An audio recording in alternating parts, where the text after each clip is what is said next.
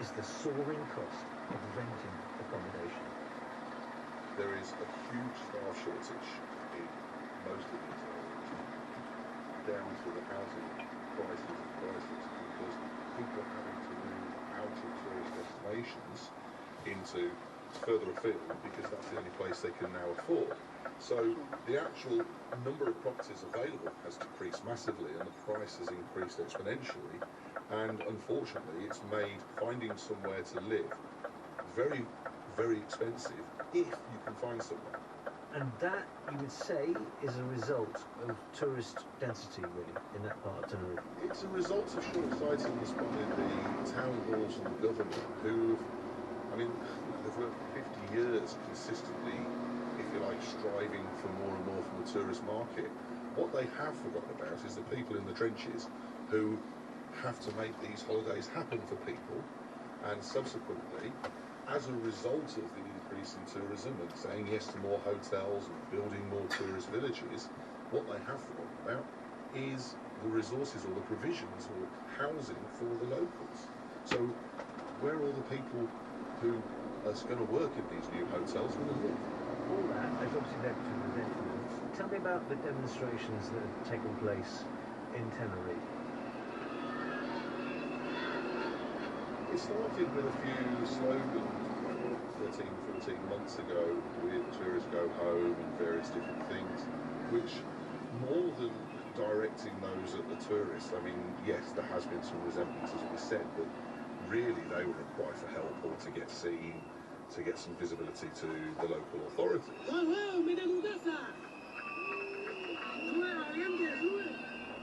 Last May there was some protests, and they were very vocal and they were filmed, and there were videos released which did actually show people in the protest shouting at tourists walking down the street. The damage that it's done to the image of the islands and the tourist industry is massive, because obviously, yes, there has been this protest and people are seeing it and saying, you know, should we go elsewhere? What sort of model will they follow in the future? They want less tourist numbers, more sustainable tourism, higher income tourism, so the knock-on effect is that the locals and residents benefit from it as well, not just, if you like, the hotel owners or the companies that own the hotels, that most of them aren't even based in the islands. I don't try and tell anyone not to come, because it's a fantastic place to have a holiday, enjoy yourselves, but it doesn't have to be done on the cheap. And this backlash, the strength of feeling from locals, it is significant. It's significant towards the authorities, yes. The only way they can get heard is by trying to highlight or damage the one thing that makes the economy tick, which is tourism. I've been focusing on the resistance from locals in European holiday destinations, many wishing we were not there.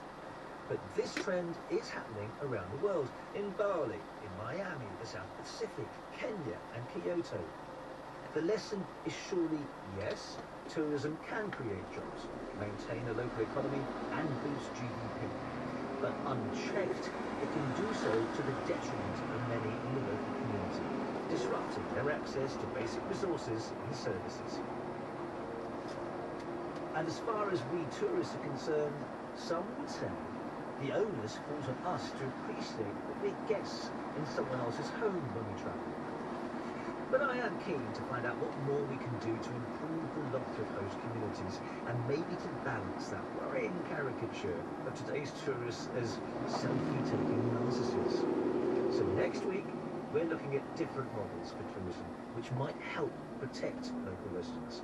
We meet two very different people who decided to give up flying altogether as a reaction to aviation's contribution to global warming. And following their lead, instead of taking the plane, I'll be taking the night train to Vienna. Sounds romantic, eh? Do I get any sleep? Is it worth it?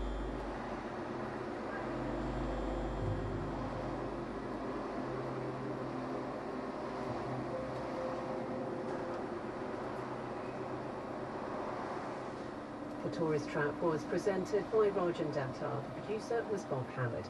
And Rajan returns at the same time next week. You know, those times when you just can't tear yourself away from something great on Radio 4.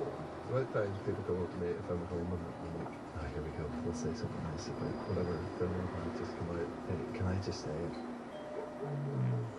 With most smart speakers, you can now ask BBC Sounds to pause, rewind and restart live radio.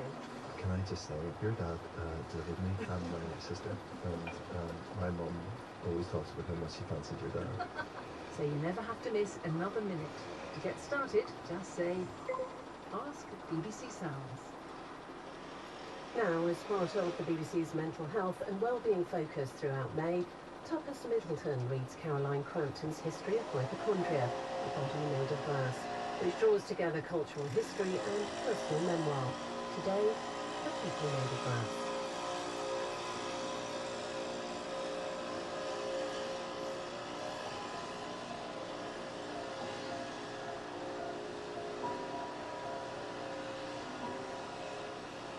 It's very bright in the deserted bathroom at work.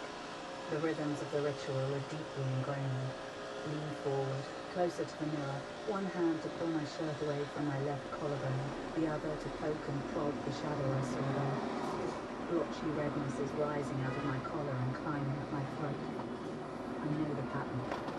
On bad days, when I'm tired and slow, the sensation of something soft and yet hard at the same time, catching on the usually smooth mechanism of my pivoting neck.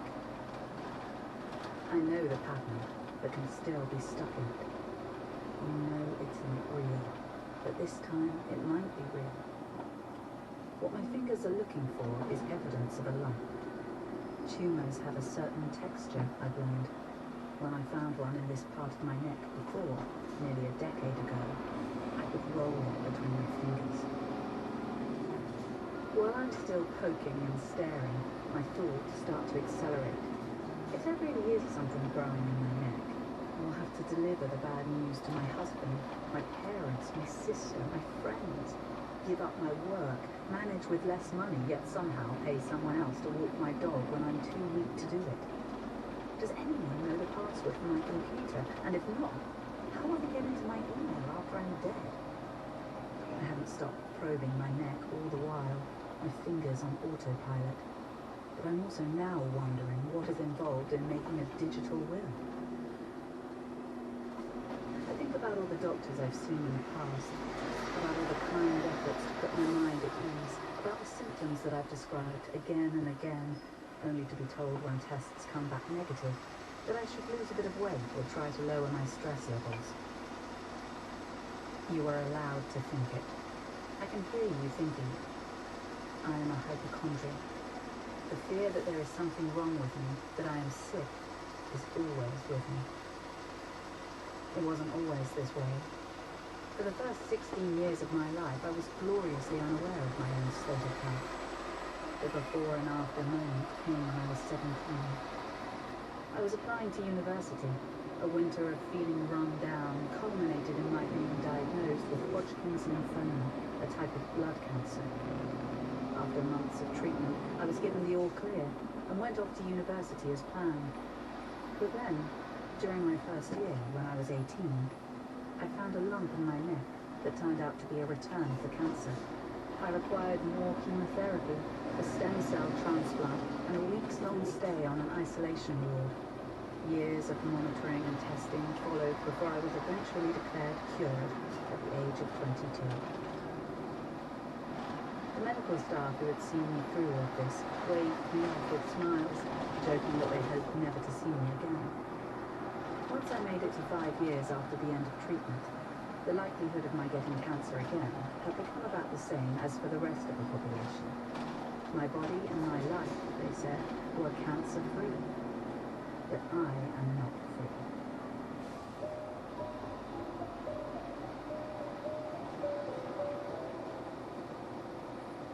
Hypochondria is as slippery and elusive a term as the condition it tries to encompass. It dwells in contradictions, a perceived disease of the body that exists only in the mind.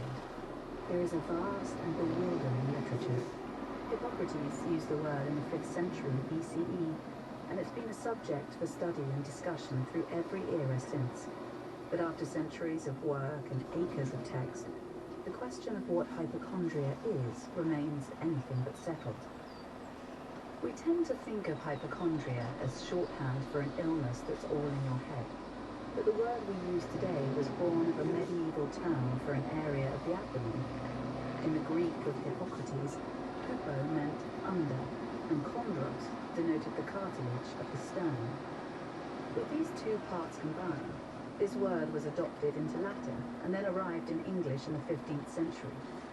For hundreds of years, hypochondria, referring to the two mirrored sections of the torso, was merely a geographical term used to describe where a pain was located. But then something changed.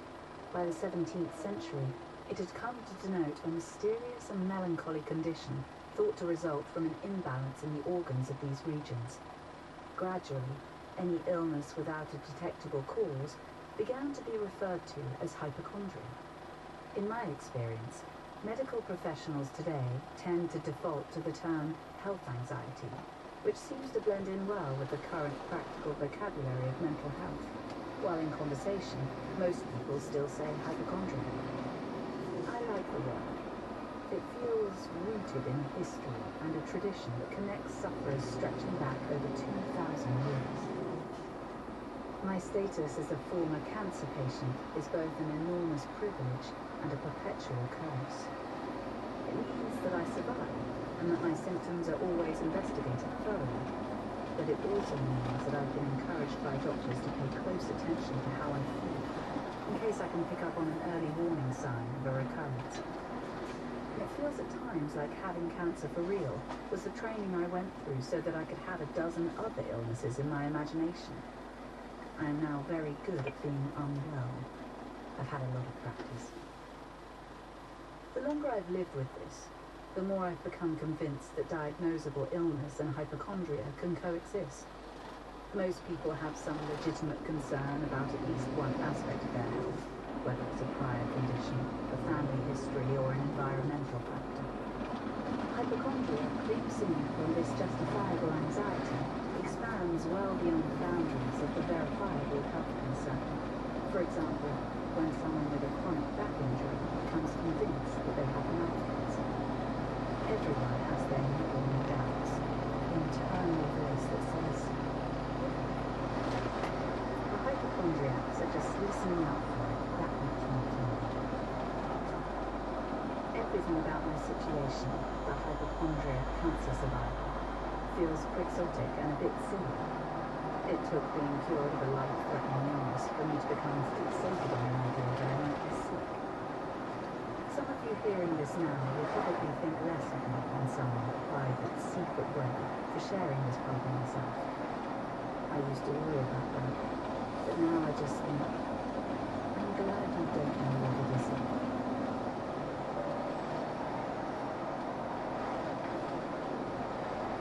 In the 2nd century CE, the Greek physician Galen noted the existence of a peculiar condition, seemingly all in the patient's mind but felt in the body.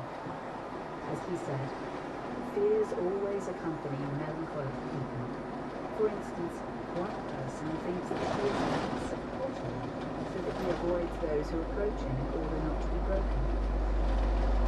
There are references to this phenomenon in other physicians' accounts too. Rufus of Ephesus, another 2nd century physician, suggests that patients of a cold, dry disposition are more likely to fall prey to the idea that they are made of a brittle clay, and the notion is later picked up enthusiastically by Critias of Amida, a Byzantine physician of the 5th and 6th centuries. He taught that, along with believing that one had been transformed into a chicken or being mortally afraid that the sky was about to fall, this transformation into pottery remained in the first rank of unexplained delusions. Then, in the late 14th century, this preoccupation with earthenware abruptly changed. The patients of this era shared many of the same anxieties, feeling fragile and extremely brittle, but they no longer believed their flesh had been transformed into baked clay, but that it had become a new material, glass. Although humans have been working with glass in various ways for thousands of years, It wasn't until the method known as the crown glass process was perfected in the late 13th century Venice that glassmaking became a widespread trade in Europe. And as people grew familiar with it, those inclined towards delusions of fragility and permanence were drawn to the symbolic potential of glass. What these people believed afflicted them was not a recognizable illness, but a wholesale bodily transformation into a material utterly unlike human flesh. Some believed that they had assumed the form of an oil lamp or a jar, while in rare cases, the entire substance of the person was transformed into glass. Glass limbs were reported, but glass hearts and heads were far more common. The places where the mind and body meet, where it feels like the self resides, seem to be the most susceptible. One possibly exaggerated report from the early 17th century by a French royal physician concerned a Parisian glassmaker who suffered from a form of the delusion focused on the buttocks. He supposedly went around with a small cushion fastened to his behind at all times in case they broke when he sat down. He was apparently cured by a doctor who beat him severely until he accepted that it was flesh which hurt so badly, and that he hadn't broken. The first person who believed themselves to be entirely made of glass was the French King Charles VI, or at least as far as we know, the delusions of less important people are not so well documented. In 1392, during a military campaign in the northwest of his kingdom, the 24-year-old Charles was gripped by a mania, and according to those around him, suddenly transformed into a completely different person. He started talking nonsense, wouldn't respond to reason, and tried to attack his own soldiers. His courtiers restrained him and took him back to Paris, where his ravings coalesced around a specific fear. He could not bear to be touched, he said, because he was made of glass and could shatter on contact. He had his clothing reinforced with iron rods and always moved with caution because a collision could break him apart. His condition led to a regency battle and then a civil war between armies led by his brothers and his wife. In a sense, the French state shattered because its monarch believed he was made of glass. The preoccupation with glass endured for as long as the material was considered new and special, peaking in the late 17th century and then diminishing as it became commonplace. It hadn't vanished entirely. A case of full-blown glass delusion was recorded in the Netherlands as recently as 1964. This final glass man had different worries from his predecessors. He wasn't concerned that he would break, but rather that he was completely transparent and so invisible. He explained his condition by directing his doctor's attention to a nearby window, saying, "That's me. I'm there and I'm not there, like the glass in the window." In its modern incarnation, the hypochondriac idea of a body made of glass is not only a symptom of anxiety, it also holds out the possibility of a cure. Through scans and blood tests, biopsies and surgery, X-rays and genome analysis, the body is being rendered increasingly transparent to medical and scientific knowledge. And yet, with this transparency comes an awareness of the million minute things that need to function well for us to be healthy, and the ease with which any of them could fail. The more I've learned about the glass people of centuries past, the more I've become convinced that their affliction is the perfect analogue for beginning to understand an ancient condition that remakes itself anew for every age. I am pulling on the fragile thread as it weaves through every age of medical progress. Gently, tenderly, I will hold the body made of glass to the light and watch it shine.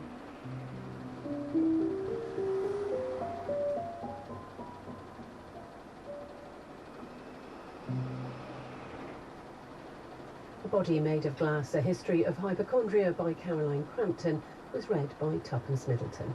The book was abridged and produced by Elizabeth Burke and Heather Dempsey and is a Loftus Media production for Radio 4. The whole of the channel, and as far as you could see, nothing but ships. On June the 6th, 1944, around 7,000 boats carried more than 130,000 troops to 5 beaches in France. And I tell the truth, I was frightened to death. It changed the course of history. You know, we had a job to do and we get on with it. 8 years on, we hear the real stories of D-Day from those who survived it. It was carnage. D-Day, The Last Voices, presented by me, Paddy O'Connell. Next Monday to Friday morning at 11:45. Radio 4 and BBC Sounds.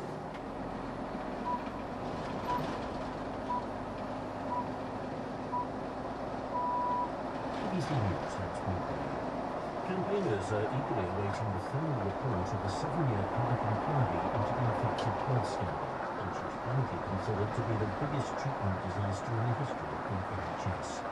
Around 3,000 people were infected with HIV or hepatitis C after being given contaminated blood between the 1970s and early 90s. Our correspondent Lee Price, who's outside the inquiry in central London, says it's not just about compensation.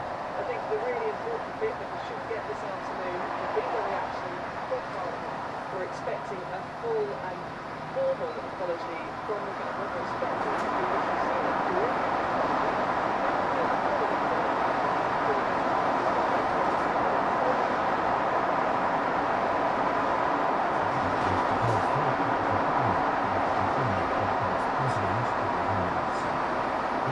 Yesterday, when his helicopter came down in thick fog and rain in a remote area near the border with Azerbaijan. All those on board, including the Prime Minister, Hussein al-Abdulahian, died in the crash. Our chief international correspondent, Mr. Set, says Iran is already preparing for Mr. Raisi's successor. Power has now transferred to the Iranian Vice President, Mohammad Mokhtar. He, as well as the head of the judiciary and the Speaker of the Parliament, are charged with organising early presidential elections in Iran. Those have to be held within the next 50 days. This is an absolutely critical moment for Iran's ruling conservatives, the hardliners. Their focus now will be to send a message of continuity, of stability of the Islamic Republic. A hearing is taking place at the High Court in London, where judges are expected to make their final decision on whether to allow